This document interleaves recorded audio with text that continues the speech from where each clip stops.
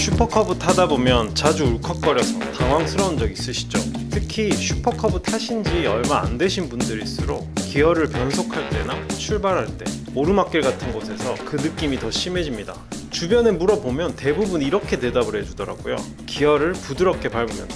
아니면 레브 매칭을 하면 돼. 근데 말하는 대로 해도 계속 울컥거리는 건 왜일까요? 이거 저만 그런 거 아니죠? 저도 처음엔 단순히 기어를 부드럽게 밟으면 해결될 줄 알았는데 막상 타보면 그렇지가 않더라고요. 슈퍼커브는 일반 기어 방식과 동력 전달 구조가 조금 달라서 저는 지금껏 타면서 나름대로 울컥거림을 덜어내는 기준을 정리하게 됐습니다.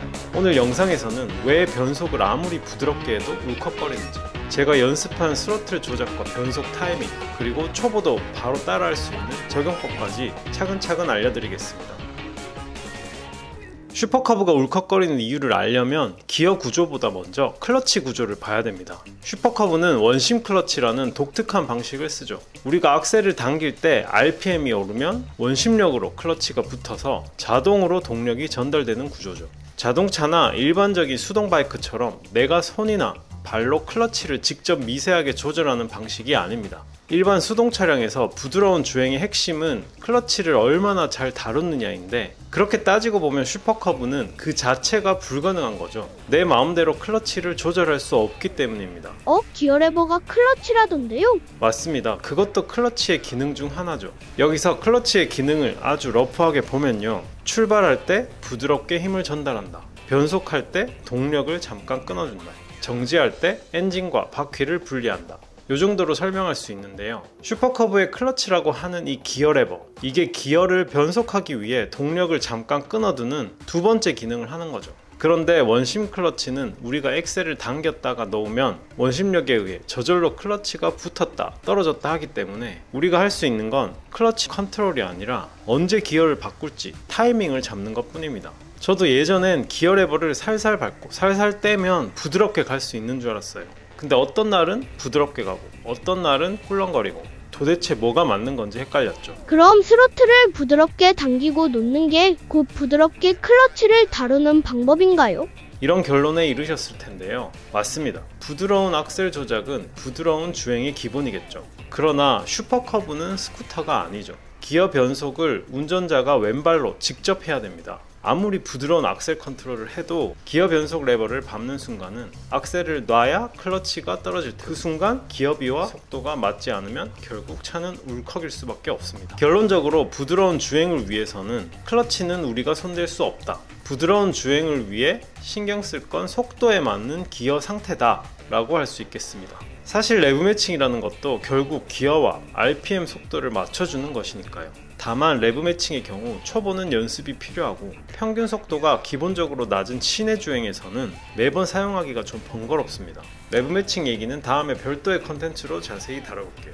그래서 대체 뭘 어떻게 하라는 거냐고요? 복잡하죠? 울컥거림을 줄이는 변속 습관은 이것만 기억하면 됩니다. 기어 올릴 때는 빠르게, 내릴 때는 느리게. 기어를 올리는 변속 타이밍을 빠르게 가져가는 겁니다. 반대로 기어를 내릴 때는 속도를 충분히 줄인 뒤 천천히 단수를 내려주고요. 다만 너무 빨리 올려서 속도 대비 RPM이 지나치게 낮아지면 오히려 엔진과 클러치에 부담이 될 수 있다는 점은 기억해 두세요. 제가 사용하고 있는 기준을 설명드리면 슈퍼커브 계기판을 보시면 눈금 단위가 하나당 10km입니다. 바늘이 첫 번째 10km 구간을 넘어가면 그때 1단에서 2단으로, 20km가 넘어가면 그때 2에서 3단으로 갑니다. 절대적인 기준이라기보다는 10km 전엔 1단, 20km 전엔 2단, 정신없이 주행 중에도 기억하기 쉬운 기준이죠. 물론 좀 타이밍이 빠르다고 느낄 수도 있지만 우선적으로 기준을 세워놓고 조금씩 자기만의 감을 찾아가는 겁니다. 물론 오르막길이거나 누군가를 뒤에 태운 텐덤 시에는 이 기준보다 약 2배에 가까운 정도의 속도에 가서 변속해야 할 수도 있습니다. 그리고 3단 이상부터는 울컥거림이 많이 없기 때문에 변속 타이밍이 늦어지더라도 큰 울컥임은 없습니다.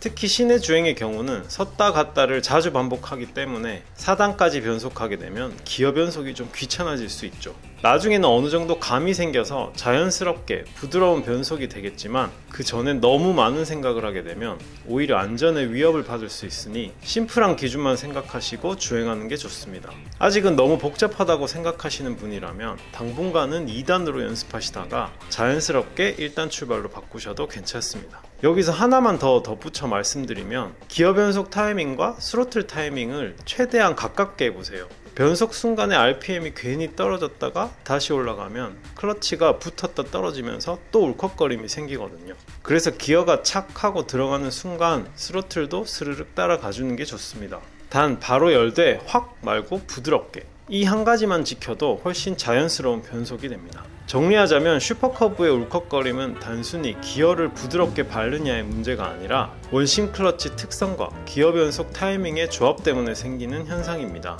그래서 기억할 건 딱 하나, 기어 올릴 때는 빠르게, 내릴 때는 충분히 줄이고 천천히, 이것만 지켜도 훨씬 부드럽게 탈 수 있는 거죠. 이런 기어 변속이라는 게 사실 절대적인 정답이 있는 건 아닙니다. 타다 보면 누구나 자기만의 감각이 생기고 그 기준도 조금씩 달라지거든요. 다만 처음 접하는 분들은 원리를 이해하면 훨씬 빨리 감을 익히는 데 도움이 됩니다. 저도 최근에 와이프가 슈퍼커브에 관심을 가지길래 주행 연습도 시켜보고 같이 공부하면서 다시 정리해본 내용이에요. 그래서 이번 영상으로 여러분께도 함께 공유드리면 좋겠다 싶었습니다. 혹시 궁금한 점이 있으시거나 다른 의견, 더 좋은 방법을 알고 계신 고수분들도 언제든 댓글을 달아주시면 감사하겠습니다. 슈퍼커브에 아직 익숙하지 않으신 분들, 혹은 구매를 고민 중이거나 기출을 계획하신 분들께 이번 영상이 도움이 되셨다면 구독과 좋아요도